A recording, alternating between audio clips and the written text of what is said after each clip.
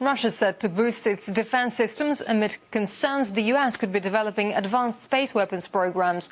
The warning comes from the head of the Russian Air Force, who claimed Washington will be able to strike any target in Russia from both air and space by 2030.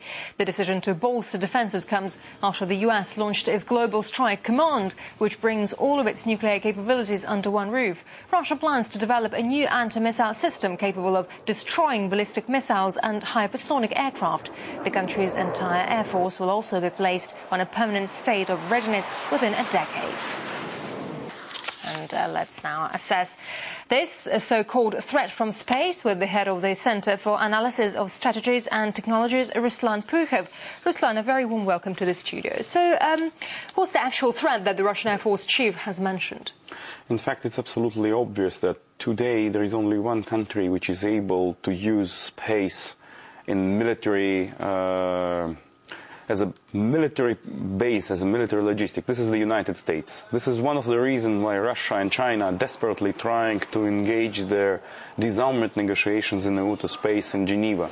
And the United States, for the last 8 years, rejecting all the attempts of Russia and China to engage these negotiations. That's why, since we cannot influence the United States via diplomatic channel, Mr. Zelin said truth, we start to think how we can balance this threat with military means. So that means that we are about to enter the era of Star Wars and witness an arms race in outer space? No, I don't think that we will see kind of repetition or second part of the story, Reagan-Gorbachev time. Neither the United States nor Russia has no intention and no resources, and first of all, have much more tangible problems than the bilateral threat, threat from each country. It means that everyone will keep eye on the development of the other countries. And this is twice as correct and important for Russia, simply because our military budget is 20 times less than the US military budget. That's why we will not be able to challenge the United States or to take their challenge in an symmetrical way. We can respond only in a symmetrical way. So what has to be done to avoid the danger of arms deployment in space? I think that this is a little bit inevitable, the weaponization of space, and it would be done by the United States sooner or later. It depends on their internal concerns, both technological and financial.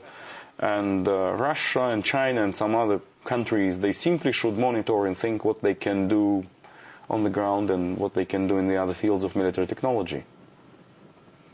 Yeah, and how does this arms race go together with the reset of ties between Washington and Moscow? You know, in the military field, we can't say that there is a really influence of the reset, because militaries, they are not like politicians. They think in a different way. They think how long it takes the missile to go out from the base and hit the territory of a potential enemy. That's why all what Zelin said, without any political connotation, this is truth. Yeah, we should always calculate what if. All right, Ruslan, thank you very much indeed for sharing your